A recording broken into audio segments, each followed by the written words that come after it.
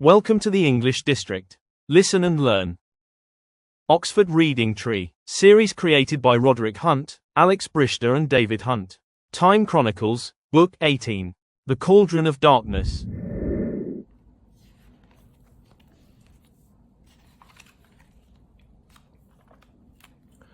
Chapter 1. Then the darkness spoke. The darkness was everywhere, but it was nowhere. It had no voice. Yet its thoughts were at one with every Viran. The thoughts that entered each Viran's dark mind were these: we have been thwarted in our purpose because of children. Our quests have failed despite our careful planning, despite long preparation.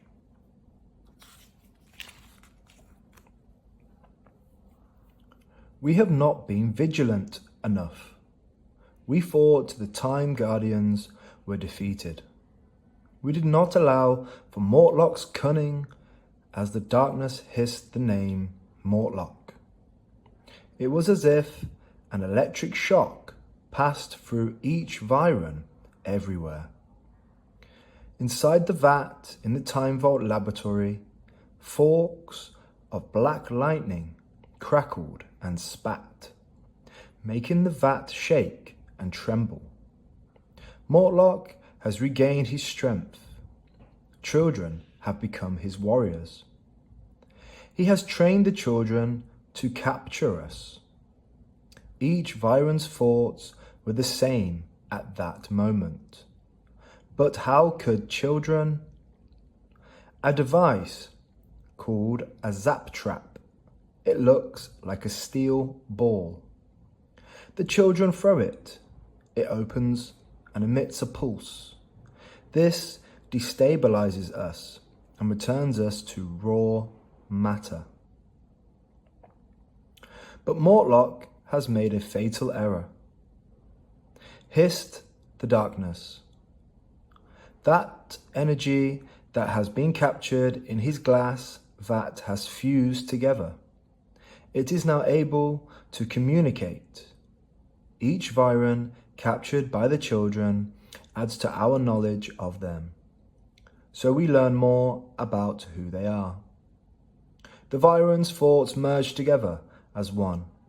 These children must be eliminated. The darkness hissed. They must. But we are Virans. Attack them directly and our Viran natures would be revealed.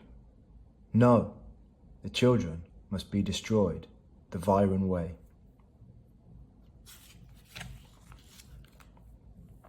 Chapter 2. Wilma was woken from a dream by the alarm sounding in her sleep pod. Sleepily, she hit the cancel button and turned over, pulling her duvet over her head. Then a second alarm went off. Wilma sat bolt upright in bed. It was a red alert. The LED on the wall was flashing. Urgent. Report at once to room X. Wilma sprang out of bed and dressed as quickly as she could. An alarm call from Mortlock, especially so early in the day, meant something serious had happened. With her trainer laces still untied, she slid down the chute that connected the sleep pods to the control room. Tyler was not there, nor were any of the others. Wilma guessed they must be in room X already. Wilma ran through the library and raced along the corridor. Behind her came the sound of running feet. It was Chip. He was stuffing his t-shirt into his jeans as he ran. It must be serious, panted Chip, 'cause Mortlock's never cooled a red before. And why in room X, of all places? Gasped Wilma as she pulled open the heavy doors to the room.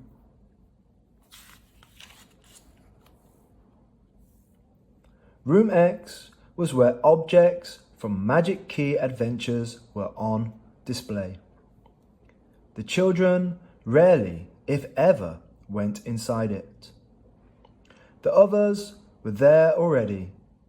Tyler shot a warning glance towards Mortlock, who was standing perfectly still, with his eyes closed. He was holding Wilf's skateboard. Floppy sat at his feet. Then Mortlock took off his glasses and spoke. I could not have asked for braver or more loyal children than you have proved to be, he said. You have been resourceful and resilient. Your courage has never faltered, but now I cannot expect you to continue. It is wrong of me to put you in so much danger. Because of my stupidity, the Virans know it is you who are capturing them. But how can that be? Asked Anina.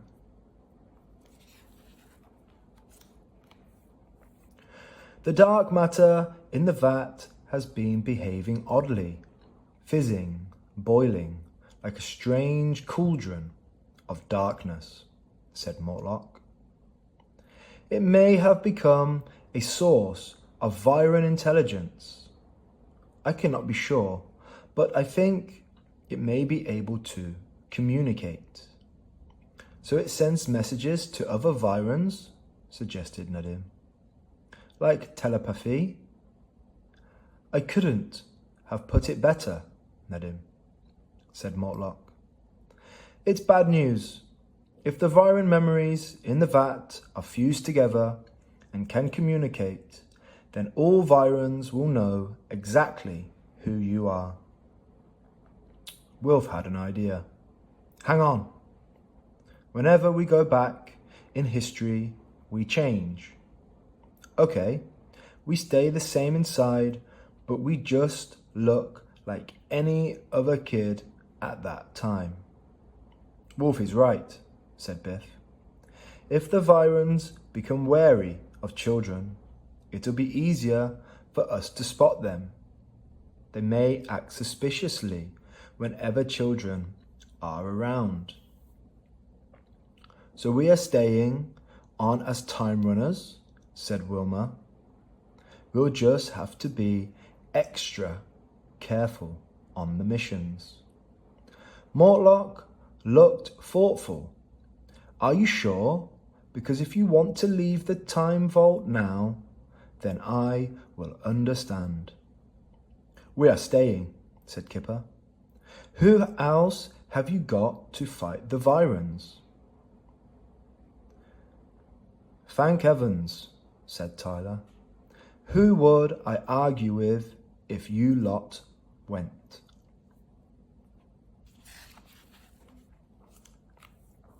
Chapter 3. For a while, things were quiet. From time to time, the children would pop into control to chat with Tyler, who spent most of his time keeping a watchful eye on the beautiful hologram thrown up by the time web. "'Cause no one else can read it like I can," he would say. And he was right, for something that no one else would have noticed suddenly caught his eye. He pressed the alarm. "It's something new," said Tyler. When the others had gathered round the time web, it's not really a spot, more a very fine grey circle. It's so small you can hardly see it. "I can't make it out," said Biff. "Where is it?" The others peered at the spot where Tyler was pointing. "It's very faint," said Wilf. "Do you think it means anything?" Tyler pressed some keys on the matrix. After a long time, the plasma globe lit up with a faint image. "It's hard to say," said Tyler. "It looks like an island. The globe thinks it's in the West Indies. About 1792. "It's worth checking out," said Wilma, "and I think Wilf and I should go. Our family came from the Caribbean."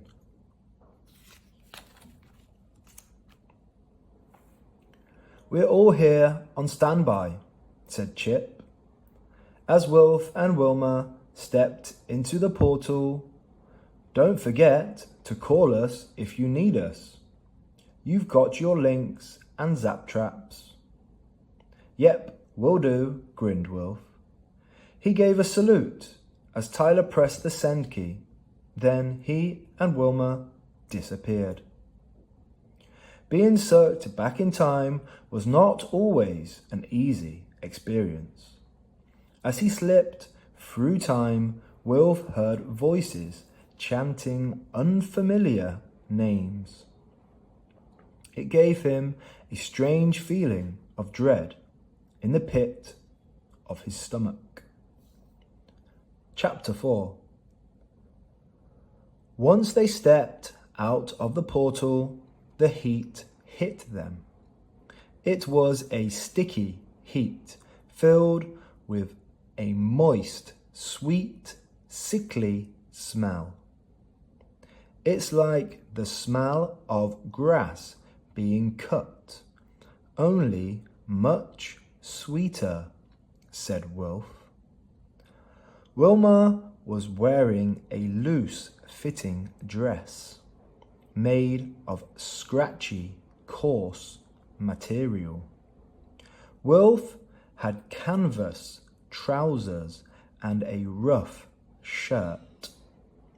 They had no shoes on their feet.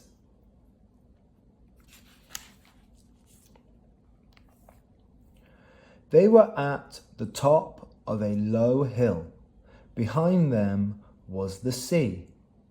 Out in the bay were two ships full under sail. A beach fringed with palm trees stretched below them. But in front of them was an astonishing sight. Fields of tall, leafy stemmed plants grew as far as the eye could see. "It's a sugar plantation," said Wilma. "Look, the sugar cane is being cut." A line of about 30 men were cutting the thick canes. They moved together, first cutting the stems low, then turning to throw the canes behind them, 2 or 3 at a time. The canes were dragged away by women and older children and piled up. Other women and old men then stripped the leaves off the canes and loaded them into carts.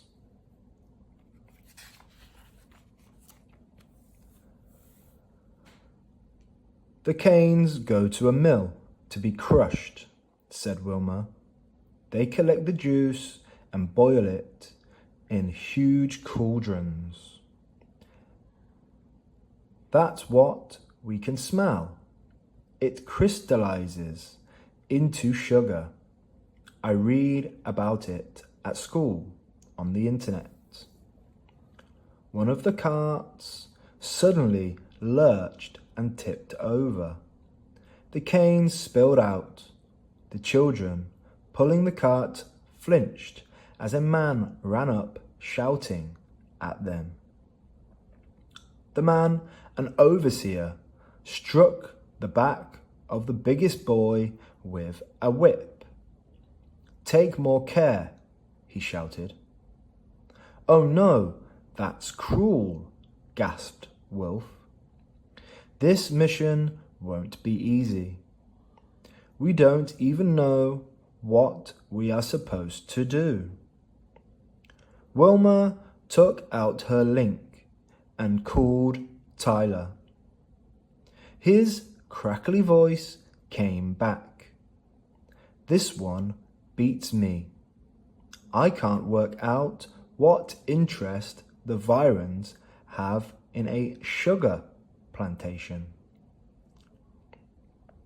Suddenly, an ear-splitting sound like an explosion filled the air, followed by others. Boom, boom, boom. Splashes could be heard, then splintering wood and shouting men. "It's a sea battle," cried Wilma. "The bigger ship has caught the smaller one, and it's attacking it."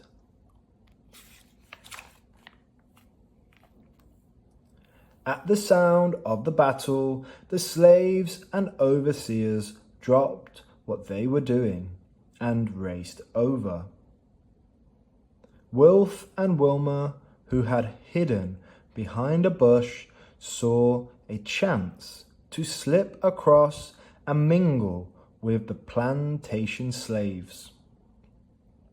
Wilf heard one of the overseers say, "It's a British warship engaging a pirate ship."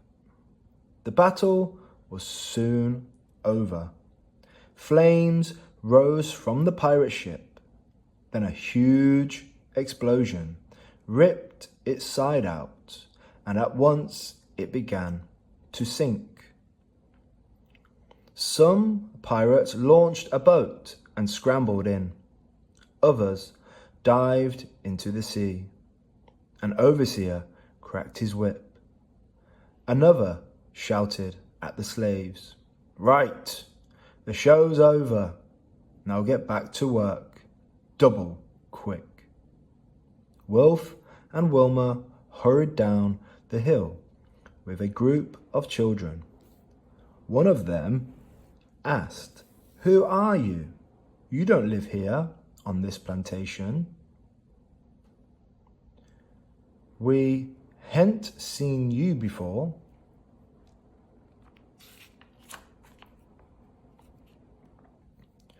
"Will you help us?" replied Wilma. "See, we are runaways from a plantation on the other side of the island. Been living rough? Beat you too much, did they?" said a tall girl. "Course we'll help you. Just work with us, but mind Mr. Rogers don't notice ya." Wilf and Wilma helped pull the fleshy cut sugar canes away and piled them up. It was hot work, and Wilma felt the sweat running down her face. "Don't slow down," urged the tall girl. "You don't want to get a beating in this plantation as well, do ya?" Then, to Wilma's relief, there was another interruption. Two rough-looking men raced down the hill towards the plantation. Chasing them was a young midshipman and two naval marines carrying muskets. "Stop, in the name of the king," shouted the young officer. "Stop, or we'll fire." The men put their hands in the air and dropped to their knees before being seized by the Marines. The young officer called out to the overseers, "We act in the name of His Majesty, King George III. Our ship is HMS Nutmeg. These men are pirates. They plunder British vessels. They will be taken to Kingston to be tried. One more man has escaped. If he comes here, do not shout to him. You are to arrest him. The overseers cracked their whips again. Excitement's over, one shouted. Get back to work and make up for lost time.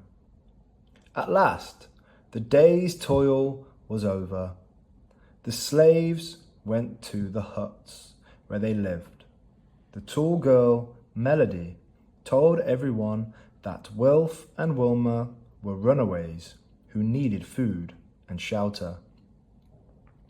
Wilma was tired and hungry, but she felt dreadful when she and Wilf were offered a wooden dish of rice with salt fish to eat. It's hard for them to spare us food, she whispered to Wilf. Eat it and be grateful. Then a loud moan and a woman's cries of pain could be heard. Wilf looked startled. It's Mother, said Melody. She's having a real hard time. Her baby has started, but baby ain't in no hurry to come.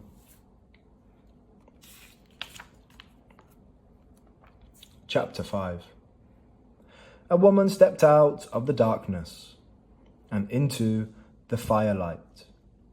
She was carrying a bag and a bundle of clean white rags. She spoke softly. The overseers have sent for me. My name is Mercy Smith. I'm from the Williams plantation. I was sent for because I have delivered many babies. I think perhaps you need my help? Am I glad you've come, said Melody's father. This baby is putting up a fight. Wilma's link buzzed. She slipped into the darkness and flipped it open. It was Tyler. I'm onto something, but I don't like it. Before he was killed, my father was a midshipman on a frigate called HMS Nutmeg. He was in action in the West Indies around 1792. Wilma gasped. This is so weird. HMS Nutmeg is in the bay. A midshipman came here earlier. It can't be your father, surely. Tyler gulped. I need to ask Mortlock something, he said. I'll get back to you. Suddenly, a hand grabbed Wilma's arm. Someone had crept up on her out of the darkness. A stab of fear ran through her. Her hand went to her pocket for her zap trap, but both arms were pinned to her side, and a hand was clamped over her mouth.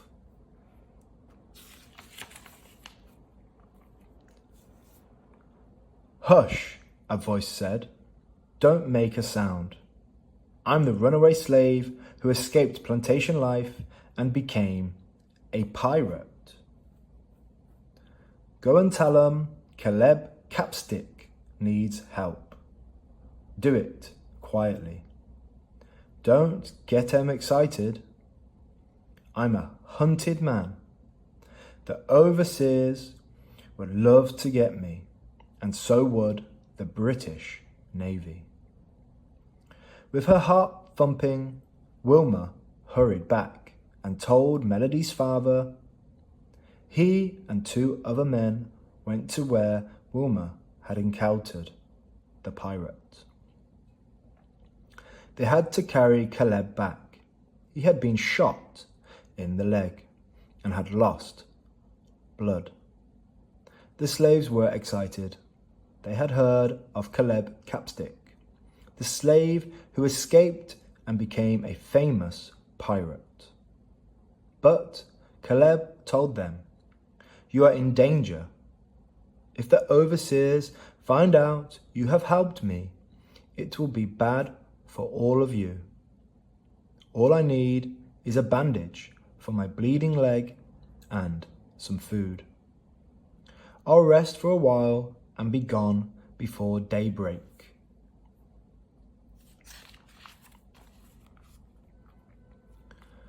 Mercy Smith came to see what all the excitement was about.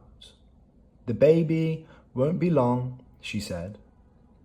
"Its poor mother is worn out with so much pushing. Then you can help Caleb now by fixing his leg," said Melody's father. But the woman replied, "I got more important work to do. Fix it yourself." "What's going on?" Wilf whispered to Wilma. "We don't seem to be picking up any clues. Nobody we've seen so far looks a bit like a Viran." "I don't know either," replied Wilma. "Tyler thought he was onto something. It was to do with that ship that attacked the pirates, but he shut down the link." But then Melody's father stood up. "It is time to remember our roots. Our story must never be forgotten, even if it is a long time ago. You children must tell it with pride." The slave children stood up. Melody began. "Once our grandparents were free. They lived in Africa, but ruthless men captured them to sell them as slaves." A boy took up the story, speaking clearly, his eyes shining in the firelight.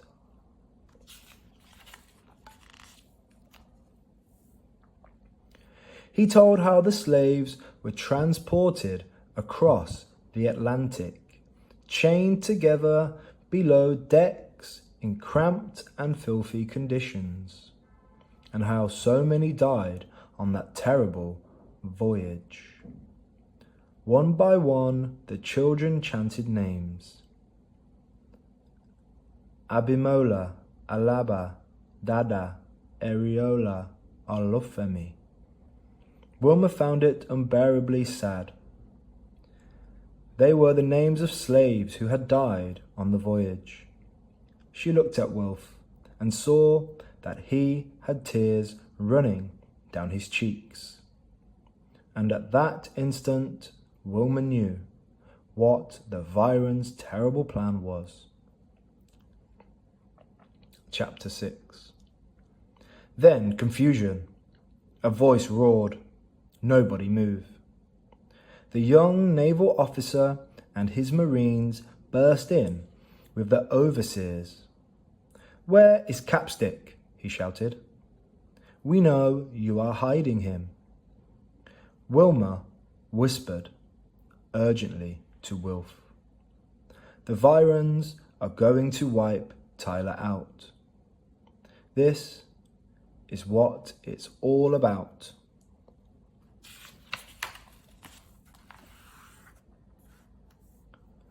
"Wipe him out? I don't understand," said Wilf. "What's Tyler got to do with it? Tyler comes from the past, right? He thinks this midshipman will one day be his father. So if this officer is just a youngster now, new to the sea and not married, what if he is killed? If he's killed, Tyler could never have existed." "Oh my," gasped Wilf. Then Capstick leapt forward. There was a blur of movement and the flash of a knife. As the pirate seized the midshipman and spun him round before anyone could move, the pirate had the knife pressed to the midshipman's throat. He's the Viren, cried Wilma. She hurled her zap trap at Capstick. It flew into the darkness, but did not open. Don't try anything, Capstick shouted. It's been nice meeting you, but I must decline the hospitality of King George. He backed away, using the midshipman as a shield, and melted into the darkness. One marine raised his musket to his shoulder. No, gasped Wilma, thinking the man might be the Viren. Wilf threw his zap trap. It sailed into the night, but did not activate.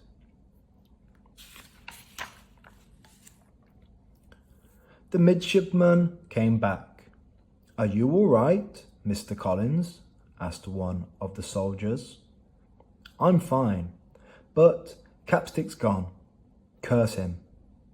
He let me go, ran off into the sugar cane. Wilf and Wilma had the same thought. Tyler's name is Watts, said Wilma. But that man's name is Collins. So now, what do we do? Chapter 7. The strange woman had walked in out of the night. She had come to help with the birth of a child, and everyone had believed her story. The truth hit Wilma like a thunderbolt. Mercy Smith, she cried. She's the Viren. Don't you see, Wilf? It's you and me that the Virans mean to wipe out.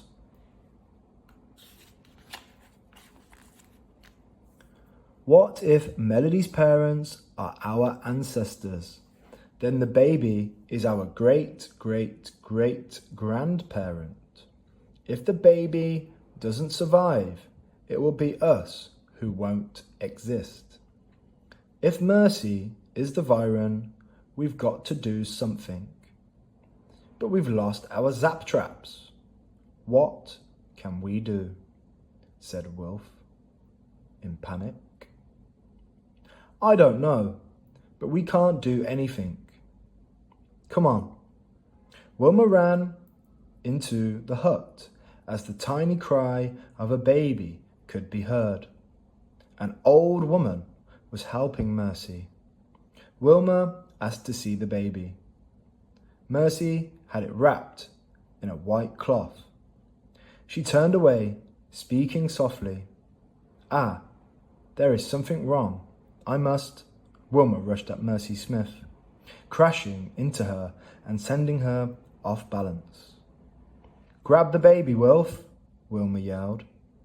In surprise, Mercy let the baby go. She gave a hiss of anger. Her face changed into one of the Viren fury. Her eyes became reptile eyes. Her hand a claw that grabbed something from her apron and threw it. The smother spear burst open. Swirls of blackness, like tentacles, wound round Wilma and hurled towards Wilf. There was a scream.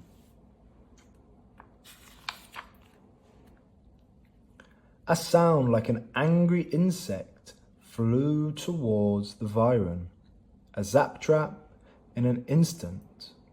The Viren became a huge, cold flame of crackling energy and was gone. The zap trap snapped, shut, and fell to the ground. The inky blackness evaporated.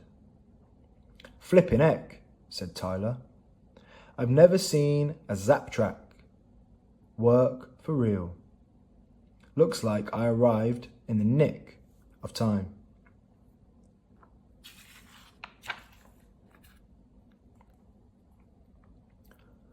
Tyler was standing there with a pair of crutches. Mortlock wouldn't let me come, he explained, but I had to see my father. Wilf looked at the baby gurgling happily in his arms. Meet my great-great-great-great-grandfather. This is who the Viran was after, not your dad. He handed the baby to the old woman. Melody and her father, along with others, crowded into the hut to see the baby. Outside, Wilma saw the midshipman about to leave. "Excuse me," she called. "Is there an officer on your ship called Midshipman Watts?" The officer gave Wilma, and Tyler a suspicious look, but he told them that the previous year Midshipman Watts had been transferred to another ship called HMS Firefly. "We'd better get back to the time vault," said Wilma. "Report to Mortlock, see what he thinks of this latest move by the Virans." "Yeah, Mortlock, he told me I wasn't to come, but I ignored him." "So how did you send yourself?" asked Wilf. "Once you were in the portal." Tyler gave a grin. "Let's get back, and I'll show you." The end. Like and subscribe.